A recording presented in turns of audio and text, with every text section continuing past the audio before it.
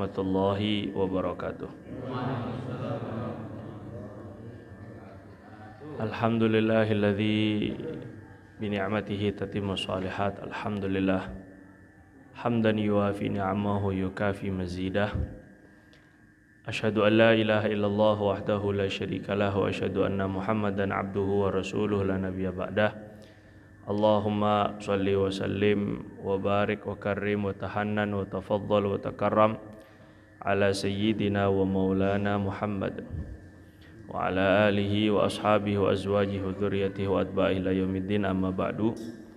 Subhanaka la ilma lana illa ma 'allamtana innaka antal alimul hakim wa ma as'alukum alaihi ajra in ajriya illa 'ala Allahi alladzi fatarani rabbil alamin.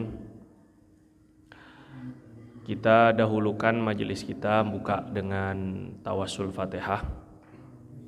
Al-Fatihah ila hadratin Nabi SAW wa ila abaihi wa ikhwanihi minal anbiya wal mursalin wa ila azwajihi wa abnaihi wa banatihi wa junudihi wa ansarihi wa sahabatihi al-kiram ajma'in wa jami' awla'illah wa asfiyaihi wa syuhada' wa salihin min masyariqil ardi ila magharibiha barriha wa bahriha, khususan sadatina al-alawiyyin wabil khusus Sayyidina al-Muhajir Ahmad bin Isa wal Faqih al-Muqaddam Muhammad bin Ali Ba'alawi wa Amil Faqih Sayyid Ali Muhammad Sahih Mirbat wal Faqih al-Muqaddam Thani al-Habib Abdurrahman Muhammad Segaf Jadina al-Azam Sayyid Abdul Malik bin Alwi Azamat Khan wa usulihi wa furu'ihim wa Syekh Abdul Qadir al-Jilani, Syekh Abu Bakar bin Salim, Syekh Abil Hasan al-Syadili wa jami' masyayikhina walidina wa salafina salihin, khususan al-Imam Yahya bin Sharaf an-Nawawi binati anna Allah yu'li darajatin fil jannah wa kathur mathubatihim wa yudha'if hasanatihim wa yafadhuna bijahihim wa nafa'ana bihim wa yu'id alaina wa auladina wa azwajina wa tulabina wa ikhwatina wal muslimin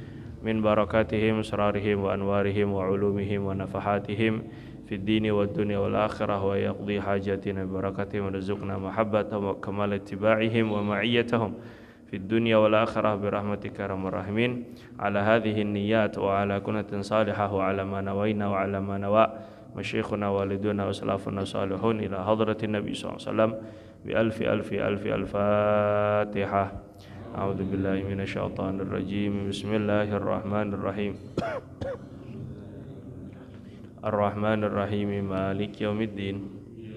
إياك نعبد وإياك نستعين اهدنا الصراط المستقيم صراط الذين أنعمت عليهم غير المغضوب عليهم ولا الضالين رب اغفر لنا ولوالدينا وللمؤمنين آمين. Bismillahirrahmanirrahim. Kita sambung kajian kita sampai bab tentang apa Pak sekarang? Terakhir itu sholat gerhana, bukan? Hah? Sekarang sholat Jumat. Kok kemarin Jumat? Kemarin sholat Jumat. Oh, ini perbedaan pendapat ini.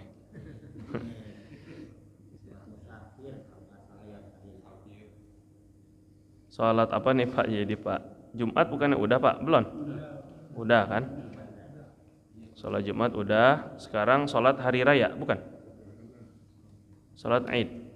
Halaman 28. Hah?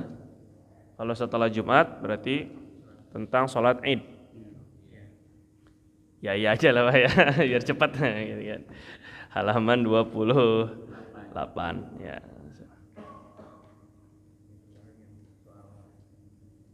Iya Pak ya. Sepakat ya? Ya. Sepakat ya sholat hari raya ya? Ya, bismillahirrahmanirrahim. Sholat hari raya halaman 28. Kalau boleh nanti kalau habis ngaji Pak dilipat ininya, batasannya gitu, bukunya. Jadi bisa bantu saya mengingatkan karena ada beberapa tempat yang saya juga ngajar buku ini juga gitu. Jadi batasnya tuh beda-beda, saya bingung itu ininya. Mana yang udah, mana yang belum. Sholat hari raya ini Pak adalah sholat yang dianjurkan, hukumnya sunnah muakkadah, sunnah yang sangat ditekankan, nggak wajib Pak ya. Sholat hari raya ini sebelah kiri. Kenapa?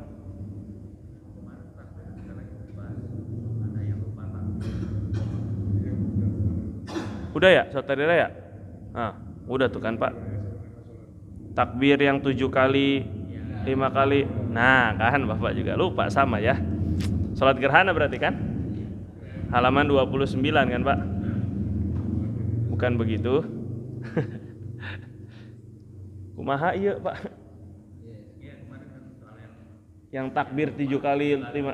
Betul, ya betul. Salat gerhana apa berarti halaman 29. Salat gerhana. Ini yakin nih Pak nih? Ntar udah lagi nih, pindah lagi nih kita nih ya. Yakin ya? Salat gerhana Pak ya. Kusuf gerhana matahari, khusuf gerhana bulan. Kalau pakai kaf itu matahari, kusuf ka.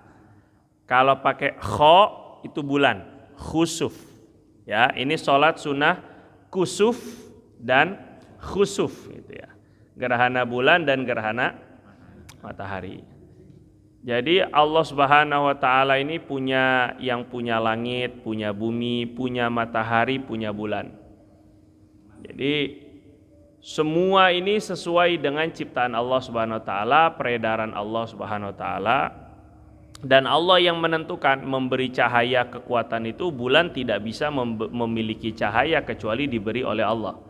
Matahari tidak juga bisa memberi cahaya kecuali diberi Allah. Ini gerhana ini semestinya menjadikan kita makin tambah yakin kepada Allah Subhanahu wa taala.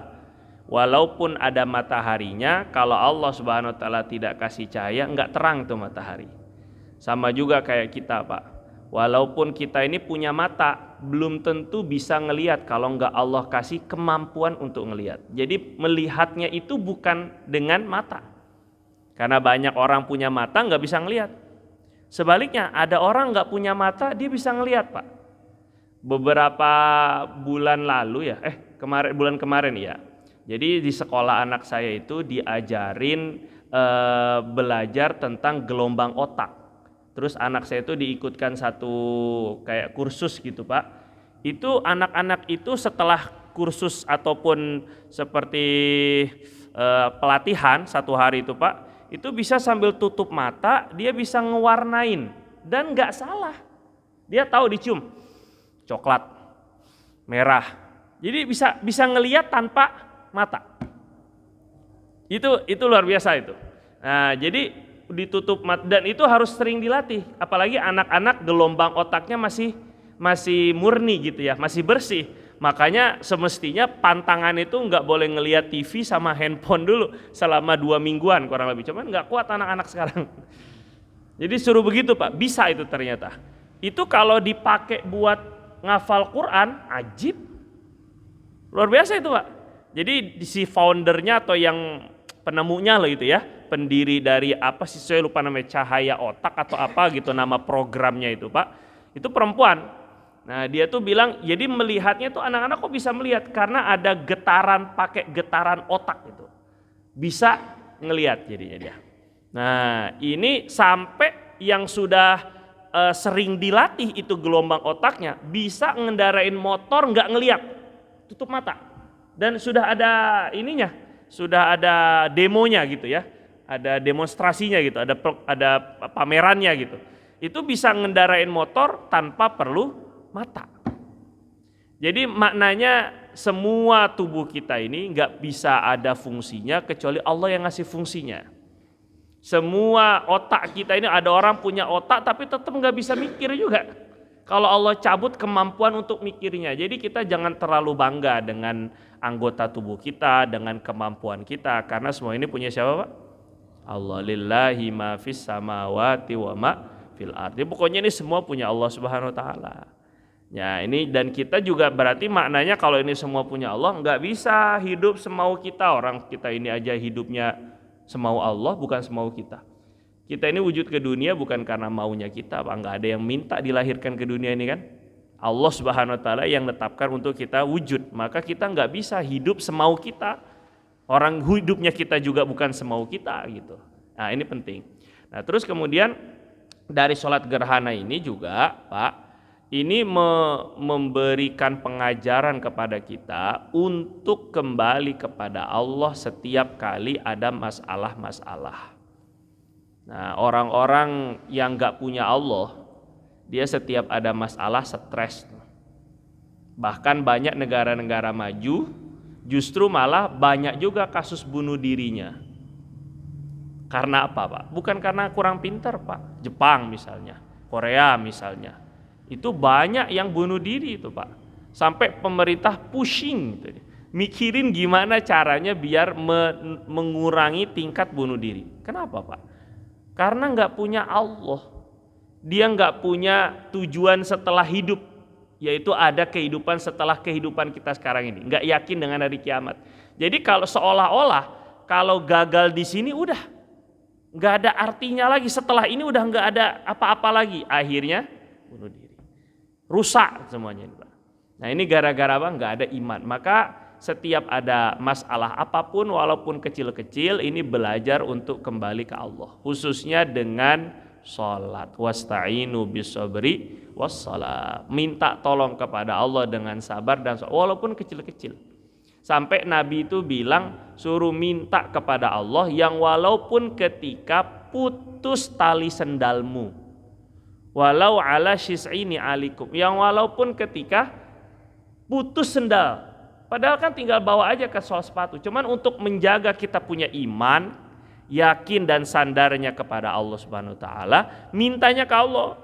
Jadi ngedoa itu bukan biar dikabul sebenarnya Pak.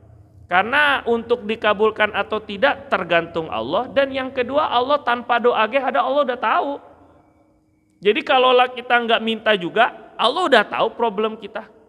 Fungsi utama doa itu adalah biar kita bersandar kepada Allah Subhanahu wa taala. Itu yang diinginkan Allah itu adalah bersandarnya itu. Ud'u rabbakum tadarruan. Merendahkan diri di hadapan Allahnya itu yang diinginkan Allah Subhanahu wa taala justru. Nah, sekarang ini orang-orang nggak ada yang ngaku sok-sokan nggak ada agama, apa kita sebut ateis. Sekarang bukan ateis sok-sokan Pak, agnostik.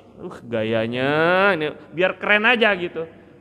Tapi ketika susah juga, ketika kaget juga astagfirullah. Ketika ada gempa, Allahu Akbar, Allah, ya sama aja berarti. Gayanya doang itu padahal setiap jiwa, setiap ruh kita itu sudah menjadi kebutuhan pokok adalah mengenal Tuhannya. Jadi kebutuhan pokok ruh kita itu adalah mengenal Tuhan. Itu udah kebutuhan pokok. Itu sudah naluriah. Itu sudah setiap manusia itu udah pasti harus bergantung kepada Tuhan. Yang buktinya mana? Buktinya tadi waktu ketika sudah sempit, ketika dalam keadaan terancam itu dia minta bantuan kepada sesuatu yang enggak kelihatan.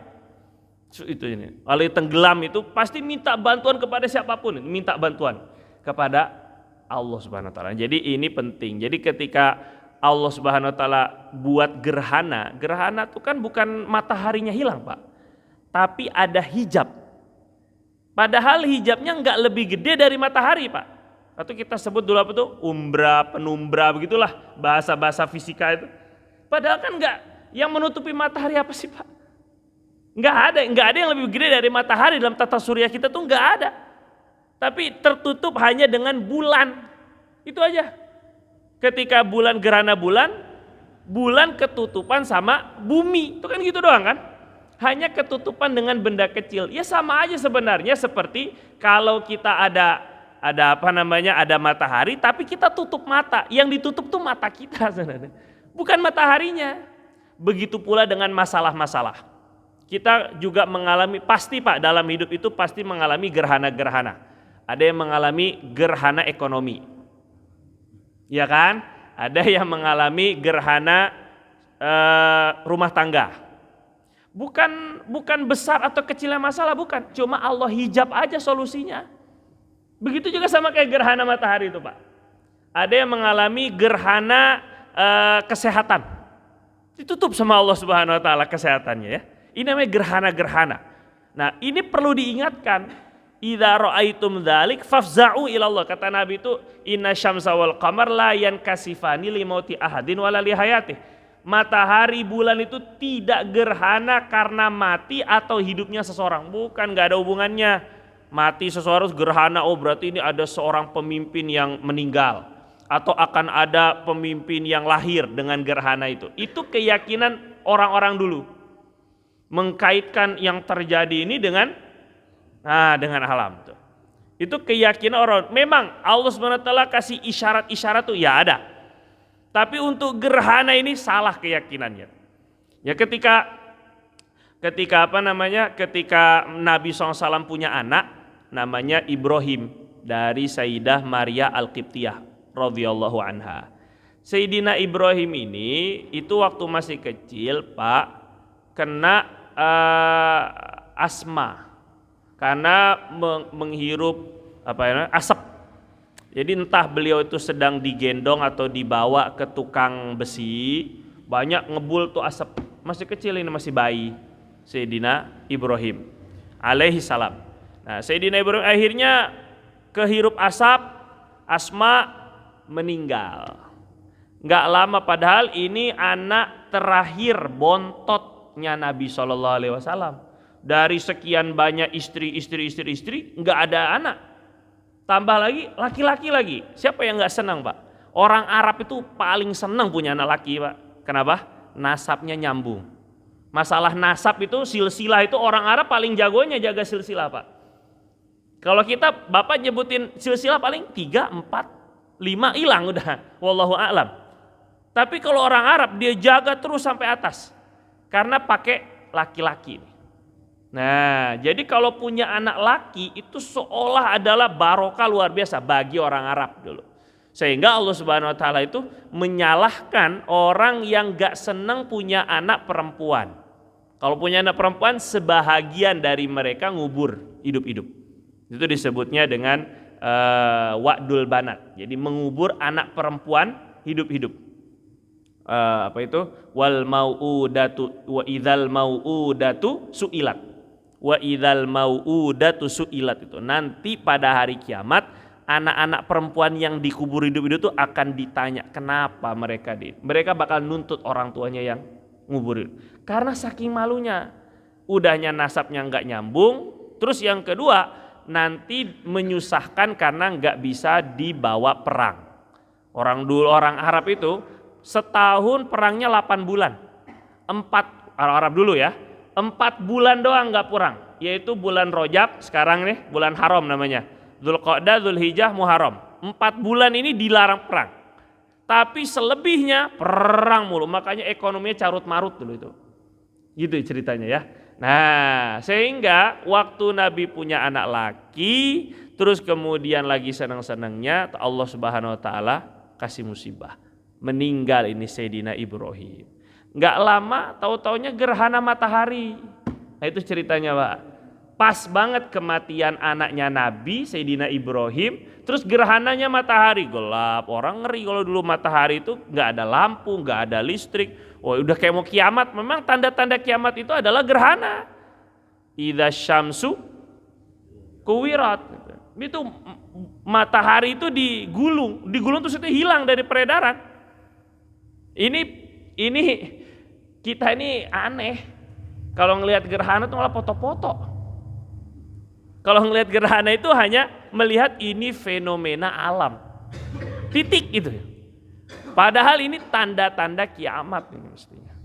Harus ada rasa takutnya. Maka kata Nabi itu tidak gerhana bulan maupun matahari karena mati atau hidupnya seseorang. Fa idza raaitum dzalik, kalau kalian ngelihat gerhana fafza'u ila dzikrillah, segera zikir. Segera sholat. Ini penting ini. Ya, kalau ada masalah segera sholat. Segera minta kepada Allah SWT. Jangan cari dulu mana ini yang bisa dicari utang pinjaman dulu apa segala macam. Itu berarti berharap kepada makhluk. Kita mintanya kepada Allah Subhanahu wa taala dulu. Ini Allah senang sekali ya. Ini filosofi dari sholat gerhana, pengajarannya. Terus, sholat gerhana ini hukumnya sebelah kiri Pak. Sholat gerhana ini hukumnya sunnah muakkadah. Bapak yang nggak kelihatan pakai mata batin aja Pak ya. Ya itu lebih kuat itu matanya ini kan nanti. Hukumnya sunnah muakkadah, sunnah yang sangat amat ditekankan. Dia nggak dosa memang kalau ditinggalkan, tapi makruh. Dan makruh meninggalkannya. Buruk sekali kalau ditinggalin. Cuman nggak sampai dosa. Sebab ini perintah Nabi, dan kalau lagi ada gerhana Nabi nggak pernah meninggalkan. Kalau lagi ada gerhana Nabi itu pasti sholat. Pasti itu. Nah, disunahkan melakukannya secara berjamaah dan di masjid. Lah kalau kalau dilakukannya sendiri boleh, nggak batal. Sunnah dilakukan berjamaah berarti bapak-bapak boleh melakukan sholat gerhana itu sendiri-sendiri. Itu boleh, sah maksudnya ya. Tapi afdolnya berjamaah dan di masjid. Berarti kalau nggak di masjid boleh? Boleh. Jelas ya Pak? Ini sama mirip kayak sholat id kemarin. Ya, sama kayak sholat id. Artinya hukumnya sama. Terus kemudian juga jamaah, hukum sholat berjamaah juga sama. Terus kemudian kapan waktunya? Kiri, bawah. Waktunya adalah ketika kalau untuk gerhana matahari karena terjadinya siang, itu sejak awal terjadi gerhana sampai hilang gerhana secara sempurna atau terbenam matahari. Ini matahari bulat. Awal ada item-itemnya itu matahari baru mulai sholat bisa. Tapi kalau belum kelihatan matahari tertutup, maka belum disunahkan. Baru mendung, baru gelap doang. Ini belum masuk waktu sholat gerhana. Pastikan memang mataharinya sudah ada yang tertutup, walaupun sedikit. Sampai kapan? Dia lama-lama tutup sempurna kan? Terus kebuka sampai cerah. Bulatan mataharinya sudah sempurna, habis waktu untuk sholat gerhana. Atau Pak, mataharinya masih gerhana, tapi sudah maghrib. Jadi tenggelamnya matahari dalam keadaan gerhana masih. Maka kalau udah waktu maghrib, waktu sholat gerhana juga sudah habis. Yang walaupun mataharinya masih gerhana. Bisa dimengerti Pak ya? Dan tidak ada qadha. Jangan ngarang ya Pak ya. Ini matahari saya kelewatan. Ini salah sendiri Pak. Padahal sholat gerhana ini hukumnya sunnah. Kalau sunnah berarti boleh Bapak laksanakan di mobil, di motor. Boleh. Ngerti ya? Karena sunnah. Jadi nggak wajib ketika kita melakukan safar, perjalanan, tidak wajib menghadap kiblat. Jadi paham ya Pak ya? Ya ini waktu gerhana matahari. Sekarang gerhana bulan. Berarti malam. Sejak awal terjadi gerhana, jelas bulan ketutup sedikit sampai hilang gerhana secara sempurna. Bulannya full sudah hilang, sudah tidak ada gerhananya. Atau Pak, terbit matahari. Kapan terbit matahari? Kapan Pak? Hah? Pagi. Jawaban yang sangat eksotis ya Pak ya. Terbit matahari itu 1,5 jam setelah subuh kurang lebih. Jadi kalau kita di jam-jam yang kayak ini biasanya ada sebutan tulu. Nah, tulu itu terbit matahari. Kalau bulan kan nggak ada terbenamnya Pak. Jadi kalau bulan, gerhana bulan, terus sampai habis subuh. Habis subuh, sholat subuh, adzan subuh, habis sholat subuh, gerhana bulannya masih ada, masih boleh sholat nggak? Pak, jawab atuh, cicing. Hah? Masih apa enggak Pak? Habis subuh Pak, boleh apa enggak? Boleh nggak Pak? Wah ini perbedaan kayak debat capres aja nih Pak, ada perbedaan pendapat ya. Hah? Boleh. Boleh ya. Jadi habis subuh sholat gerhana bulan masih boleh. Karena masih gerhana. Habis waktunya kapan? Terbit. Kalau gerhana masih di bulan tertutup, tapi matahari udah nongol, walaupun sedikit, maka sudah habis waktunya. Dan gerhana ini tidak terikat dengan keharaman waktu sholat. Jadi kalaulah dilaksanakan habis asar, gerhana matahari misalnya habis asar, ataupun gerhana bulan seperti tadi habis subuh, itu boleh. Boleh. Kenapa? Karena waktu sholat, karena sholatnya bersamaan dengan sebabnya. Jadi sholat punya sebabnya kan gerhana. Sholat dan gerhana berbarengan. Nah, sholat yang memiliki sebabnya berbarengan dengan sholat, sebab sholat berbarengan dengan sholat, maka sholat sunnah seperti ini tidak diharamkan. Bisa dipahami nggak Pak ini? Nah, jadi sholat itu punya sebab yang lebih dulu, ada sebab yang berbarengan, ada sebab yang lebih akhir. Sholat ada yang sebabnya lebih dulu, kayak sholat tahiyatul masjid. Masuk masjid dulu baru sholat, berarti sebab sholatnya lebih dulu. Ngerti Pak? Bisa dipahami ya? Yang kayak gini nggak apa-apa setelah subuh dan asar dilakukan, boleh. Ada sholat yang sebabnya berbarengan dengan sholat. Ini sholat apa? Gerhana. Itu boleh dilakukan habis subuh, habis maghrib. Ada sholat yang sebabnya lebih belakang, lebih akhir dari sholatnya. Kayak sholat sunnah hajat. Sholat dulu baru hajatnya terpenuhi. Atau sholat sunnah safar. Sholat dulu baru melakukan perjalanan. Itu sholat yang sebabnya lebih akhir, belakangan dari sholatnya. Sholat yang kayak gini nggak boleh setelah subuh, nggak boleh setelah asar. Apalagi sholat yang nggak punya sebab, lebih nggak boleh lagi. Sholat sunnah mutlak namanya, ya jelas.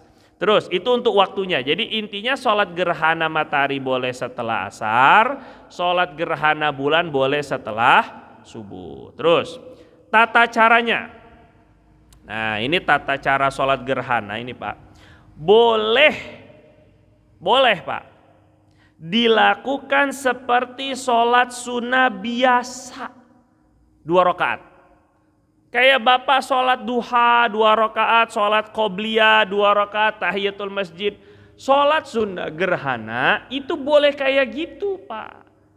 Jadi kalau ada orang yang gak ngerti atau dia terjebak dengan keadaan sehingga gak bisa ikut pelaksanaan sholat gerhana di masjid berjamaah, dia bisa lakukan sendiri. Nah lakukan sendirinya gimana? Tapi saya nggak ngerti cara sholatnya. Ya sholat aja 2 rakaat.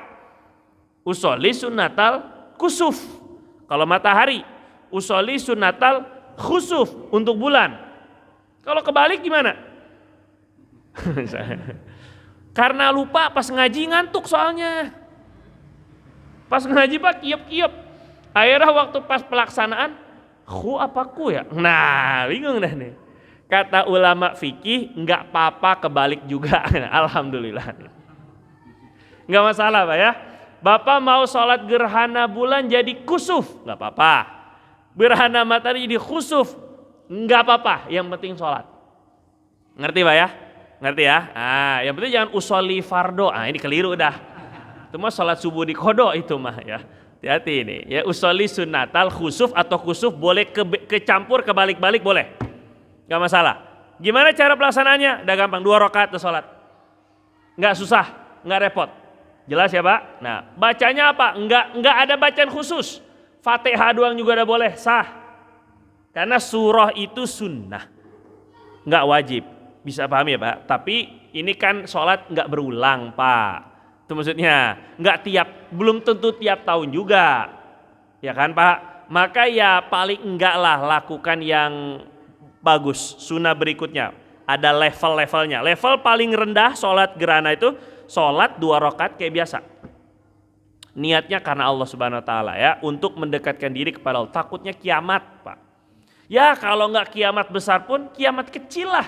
Terjadi macam-macam maksiat di mana-mana, yang belajar ilmu agama udah makin sedikit, yang sholat makin sedikit, yang buka aurat di mana-mana, judi, itu udah kiamat sebenarnya itu Pak. Kiamat kecil itu udah kiamat bagi kita, itu udah musibah agama, itu udah kiamat, itu udah bagi kita ini orang beriman ya. Nah Jadi kita sholat, kita ini minta sama Allah Subhanahu wa taala perlindungan. Terus ada yang level lebih tinggi, yaitu sunnahnya dilakukan dengan 2 rakaat, namun terdapat 2 kali berdiri, 2 kali ruku pada setiap rakaat. Rakaatnya 2, usolli sunnatal kusuf atau khusuf rakaataini, tetap 2 rakaat. Tapi 1 rakaatnya 2 kali berdiri, 3 kali sama i'tidal dan 2 kali ruku. Ini berdiri ya. Allahu Akbar, baca iftitah, Fatihah, surah, ruku. Allahu Akbar. Ruku ya, yang pertama. Subhana rabbiyal azim wa bihamdi, panjangin gak masalah.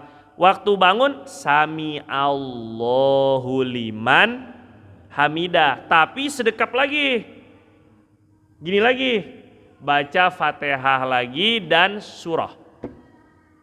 Gitu ya. Ini yang kedua nih, berdiri yang kedua nih. Berdiri yang kedua di rakaat yang pertama. Allahu Akbar, ruku. Subhana rabbiyal azim wa bihamdi. Sami Allah. Jadi sami Allahnya 2 kali. Bukan Allahu Akbar, Pak. Tapi sami Allah dua-duanya. Bangun daripada ruku, sami Allahu liman hamidah. Jadi 2 kali sami Allahu hamidahnya. Ya. Bangkit, i'tidal baru. Baru sekarang nggak usah pakai begini lagi. Rabbana lakal hamdu, mil usama dan seterusnya ya. Nanti rakaat kedua gitu lagi. Bangun dari sujudnya tetap 2, duduk di antara 2 sujud, 2 duduk di antara 2 sujud, sujudnya 2 kali, 1 kali duduk. Bangun Allahu Akbar, Fatihah, surah, Allahu Akbar, ruku. Sami Allahu liman hamidah, Fatihah, surah. Allahu Akbar, ruku. Jadi 2 kali 2 rakaat, 4 berdiri, 4 ruku. Bisa paham ya? Berdiri, ruku, i'tidal. Berdiri, ruku, i'tidal. 2 rakaat ini, dalam 2 rakaat. Jadi ada beda tata caranya sedikit aja. Tapi ini sunnah, Pak. Jadi kalau imamnya lupa, nggak usah ribut, Pak. Nggak usah ribut. Segala subhanallah. Nggak apa-apa, Pak. Kalau misalnya imamnya udah Rob, sami Allahu liman hamidah, Rabbana lakal hamdu, Allah, sujud kan? Dia cuma baru sekali berdiri nih, Bapak nggak usah pakai subhanallah, Pak. Sah juga, tenang aja sholatnya. Ribut, gerhana, gimana? Malah batal sholatnya, Pak. Jadi nggak usah. Kalau ada ilmunya tuh biasanya memang lebih banyak tenang, tuh, Pak. Orang kalau ada ilmunya tuh lebih banyak tenang. Yang biasa ribut tuh nggak ada ilmunya biasanya. Tong kosong tuh biasanya nih. Orang ada semakin punya ilmu tuh biasa saja gitu maksudnya. Apalagi semakin tahu perbedaan pendapat ulama, Pak. Biasa aja sebenarnya. Nah, gitulah lebih kurang ya. Ini afdolnya, sunahnya, bukan wajibnya. Jelas ya, Pak? Oke, yang ketiga. Nah, ini yang susah ini, Pak. Begitu sulit ini. Paling utama adalah sholatnya kayak tadi, Pak. Berdiri 2 kali, 1 rakaat 2 kali berdiri, 2 kali ruku. Cuma berdirinya panjang, rukunya panjang. Berdirinya panjang, banyak membaca ayat Quran. Surat Al-Baqarah. Ini yang paling top, Pak, ini mah. Suratnya kurang lebih Al-Baqarah ini. Nabi itu selesai sholat, gerhananya selesai. Gerhana kan bisa 2-3 jam, Pak, lebih kadang-kadang gerhana itu. Jelas ya? Jadi selesai Nabi sholat, matahari udah terang, nggak masalah. Nah gini, Pak, tadi waktu sholat gerhana itu sampai matahari atau bulannya bersih dari gerhana. Tapi misalnya Bapak terlambat melaksanakan gerhana, tapi masih ada gerhananya sedikit lagi, tinggal beberapa menit lagi habis gerhananya, ya Bapak sholat nggak usah buru-buru, nggak usah, tetap laksanakan sholat khusuf kayak biasa, karena yang harus menepati dengan waktunya itu takbiratul ihramnya. Adapun salamnya nggak masalah dan nggak dosa juga. Jadi yang penting Bapak ketika takbiratul ihram masih gerhana aja, selesai. Bapak ternyata ketika baca keenakan dalam sholat. Wah, ini keren banget ini kalau udah kayak wali-wali ini Bapak ini udah nih. Keenakan dalam sholat sampai udah terang ini ternyata. Nggak masalah, sah sholat gerhananya. Jadi nggak mesti, bukan kayak sholat maghrib. Kalau sholat maghrib, sholat Allahu Akbar dari awal waktu sampai isya masih nggak selesai sholatnya, dosa. Ini beda cerita ini. Kalau sholat fardu kayak gini, ya karena ada batasan waktunya, nggak boleh ada bahagian sholat yang keluar waktu sholat.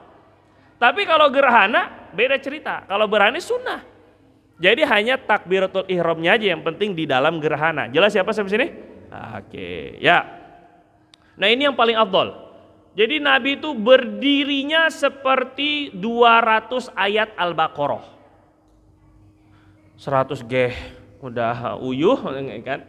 Terus ruku yang pertama seperti berdirinya. Puyeng kalau nggak biasa, jatuh bisa-bisa. Makanya Sayyidatuna Asma ini pernah nanya waktu itu terjadi sholat gerhana. Terus Sayyidatuna Aisyah sholat, Sayyidatuna Asma ikut sholat.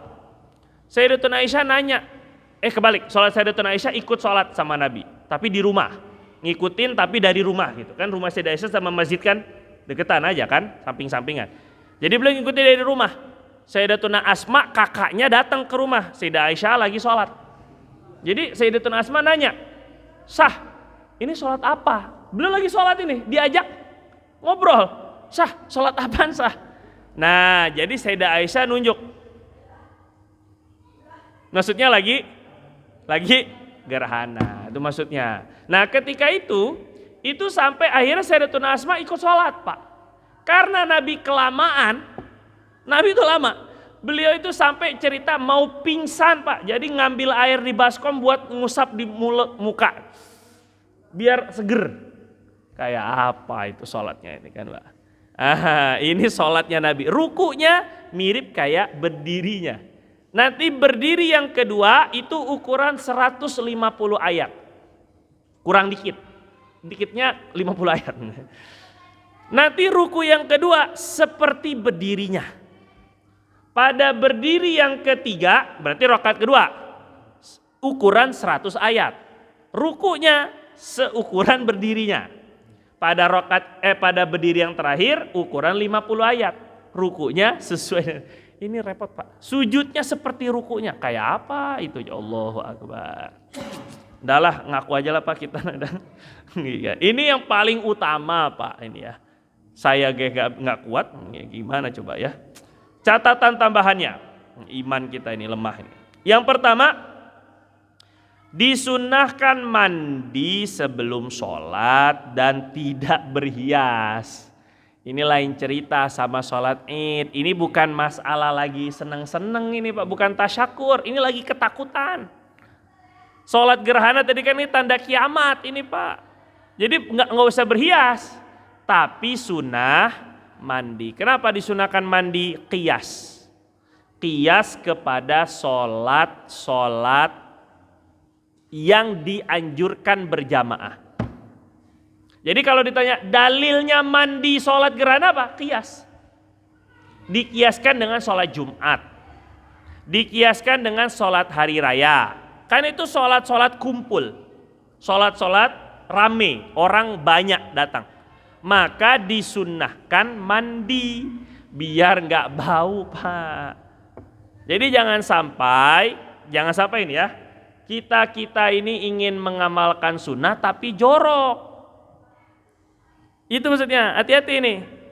Tapi malah bau, itu malah membuat umat lari dari sunnah, takutnya malah takut dari sunnah gitu. Iya sih benar pakai siwak, tapi nggak pernah sikat gigi pakai odol. Terus kemudian siwaknya enggak dicuci dengan alasan sunnah. Ya ini namanya qiyas Pak. Jadi kalau Nabi itu dengan siwak kayu arok menganjurkan, sikat giginya tuh sampai begitu. Saya pernah praktekin ke Bapak kan. yang ngikutin pengajian lah maksudnya, ke bapak yang ngikutin pengajian. Itu Nabi suka sekali dengan siwak yang model kayak gini. Apalagi kalau di zaman Nabi ada odol, tentu Nabi pasti lebih pakai karena lebih bersih. Tapi kita juga nggak benar bilang hanya, ya kan sekarang udah ada odol jadi nggak usah pakai siwak kayu. Meninggalkan orisinalitas, keaslian sunnah juga keliru. Jadi dua-duanya kita pakai Pak. Jadi bukan berarti dengan sunnah ini terus kemudian nah gitu, campur-campur, bau, jigong, apa segala macam. Enggak begitu juga, itu malah terlalu jumud, terlalu kaku itu dalam mengamalkan agama. Padahal di dalam agama kita ada qiyas. Namanya qiyas jali. Jadi tujuan siwak apa sih? Bersih kan? Membersihkan gigi kan dan mulut kan? Ya jadi kalau ada sesuatu yang bisa lebih bersih, lebih wangi, tentu lebih disunahkan, begitu maksudnya. Itu namanya qiyas aulawi. Ibarat dalam qiyas jali. Jadi di dalam Quran itu dilarang jangan kalian berkata kepada orang tua. Wala taqul lahuma uffin. Maka kalau dilarang mengatakan kalau bahasa kita cek gitu. Bahasa kita ini ya. Kayak gitu ke orang tua, nggak boleh itu. Itu. Gitu nggak boleh. Itu nggak boleh, maka Pak, gampar orang tua lebih nggak boleh. Jangan sampai bilang, kan di dalam ayat Quran itu nggak boleh berarti gampar boleh dong, berarti nendang boleh dong. Nggak paham kias. Dikiaskan kalau gampar aja, kalau aja nggak boleh, gimana gampar? Karena tujuan tidak boleh mengatakan itu menyakiti, tidak boleh menyakiti maksudnya, walaupun sekecil apalagi yang lebih gede daripada sekedar ngerti Pak namanya kias ya? Nah begitu juga ini maksud saya siwak ini. Jadi kalau siwak yang kayak gini aja disunahin, yang enggak wangi dan enggak bersih-bersih amat, ini kan enggak bisa sampai dalam-dalam. Dan orang dulu Pak, makanan sama orang sekarang beda. Jadi kalau di zaman Nabi itu gula-gulaan kurang, gulanya pemanis asli dari buah-buahan. Belum dengan makanannya apa sih Pak, adanya apa coba? Bawang aja Nabi nggak makan, jadi wajar kalau cuma pakai gini doang pun. Teh lagi pula juga memang belum ada.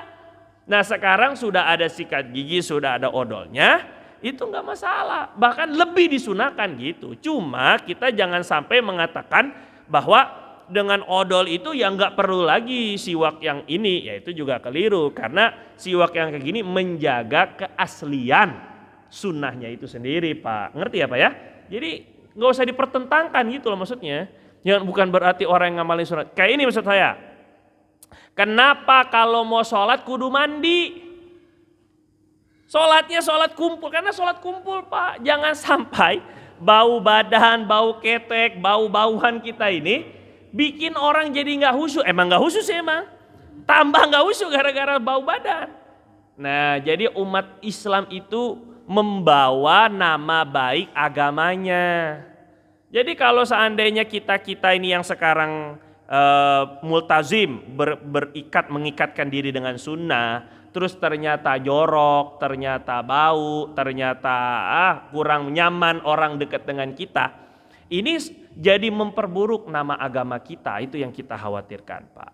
Itu masalahnya ya. Jadi memperburuk sunnah jadinya. Jadi orang sunnah malah gitu jadinya. Makanya kita harus jaga. Nabi makanya disunahkan sama ulama, kalau mau kumpul-kumpul disunahin mandi. Dari sini ulama Pak. Ada ulama, saya punya kawan Habib Idrus, kakeknya namanya Habib Abdul Qadir bin Ahmad As-Segaf, itu setiap mau sholat jamaah mandi.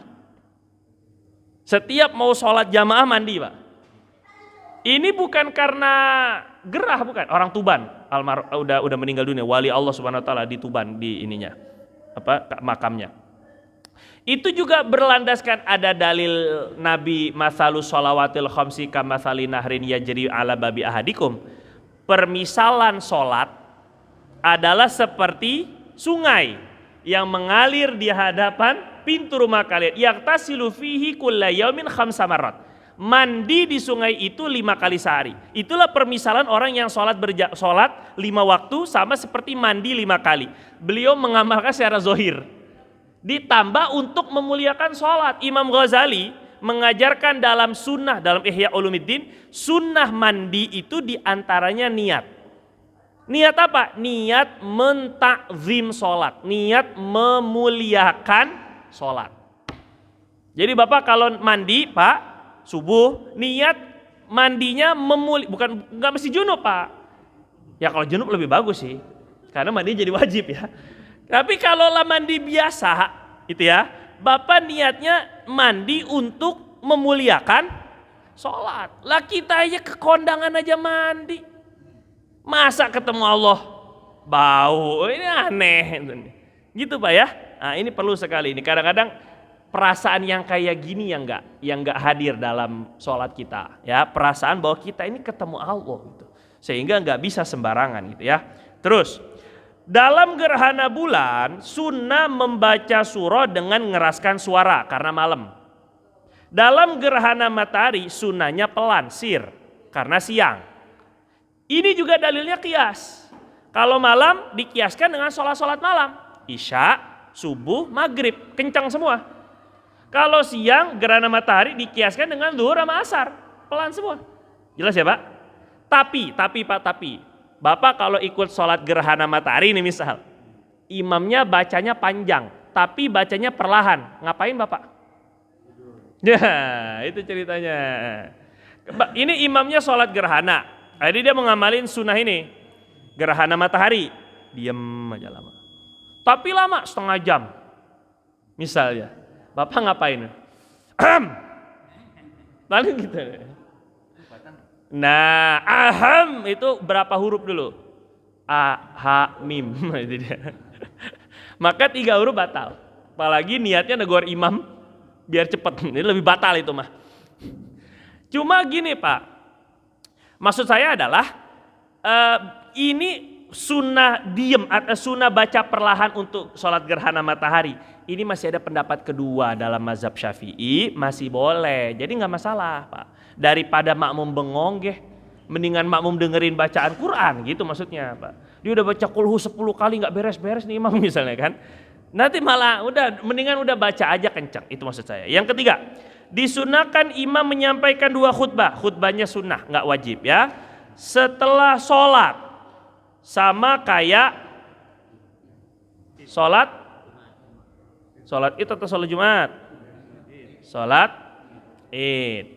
Kalau Jumat kan orang nggak bisa kabur sengaja, ya harus khutbah dulu biar baru sholat ya. Tapi kalau sholat sunnah ini, sholat dulu baru khutbah.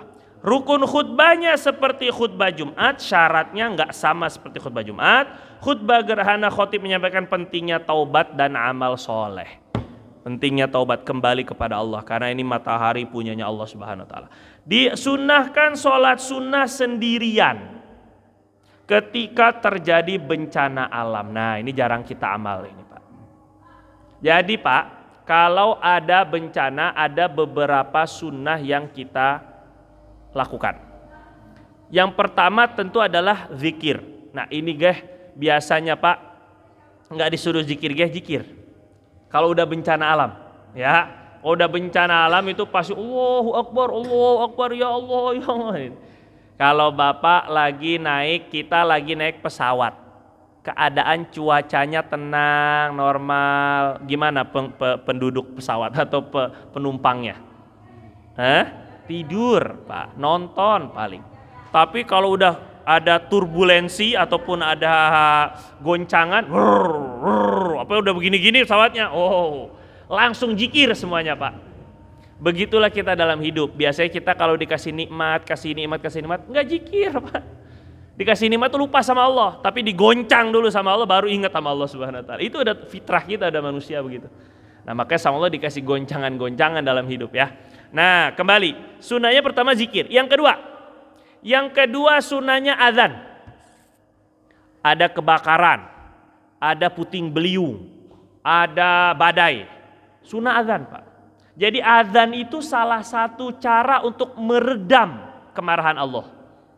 Wow, keren ini azan ini Pak. Makanya dalam hadis itu kalau udah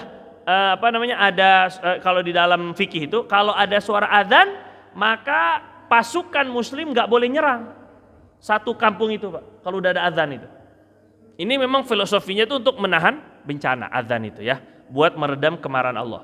Yang kedua itu azan. Yang ketiga ini sholat sunnah hajat, sholat sunnah taubat, terserah, sendirian, nggak berjamaah.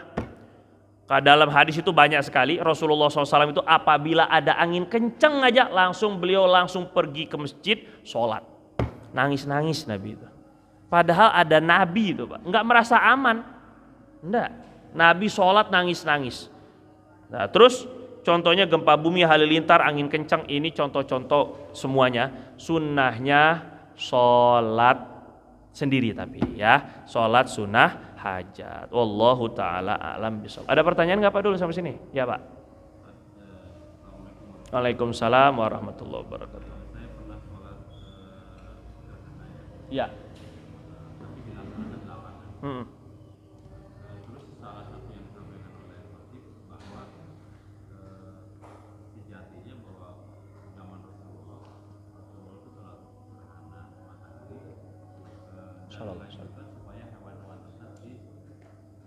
Bawa.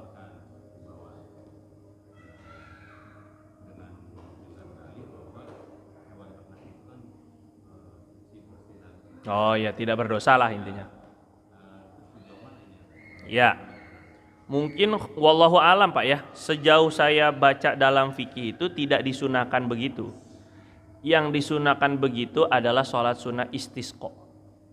Nah, apakah memang beliau punya referensi, saya nggak tahu, atau memang lupa karena memang agak-agak samar gitu. Ini sholat gerhana, sholat istisqa itu agak-agak samar ininya ya. Cuma nanti Bapak bisa dibaca di buku saya tuh, sholat istisqa setelah ini yang halaman selanjutnya itu ada sunnah membawa anak kecil, membawa hewan ternak. Nah, ini ketika doa istisqa karena minta hujan itu lebih berharap pandangan kasih sayang Allah. Kalau gerhana itu ya musibah juga, tapi dia akan hilang dengan sendirinya. Tapi kalaulah misalnya kalau gerhana pun terjadi terus, ya kita masih bisa hidup dengan normal. Tapi kalau nggak hujan-hujan, nah ini sangat terasa sekali menyusahkan. Makanya bawa hewan ternak tadi, itu sunnahnya begitu ketika istisqa. Ada lagi Pak? Pertanyaan? Nggak ada? Kita tutup dengan kafaratul majelis. Subhanakallahumma wa bihamdika asyhadu an la ilaha illa anta nastaghfiruka wa natubu ilaik. Lebih kurang saya mohon maaf. Assalamualaikum warahmatullahi wabarakatuh.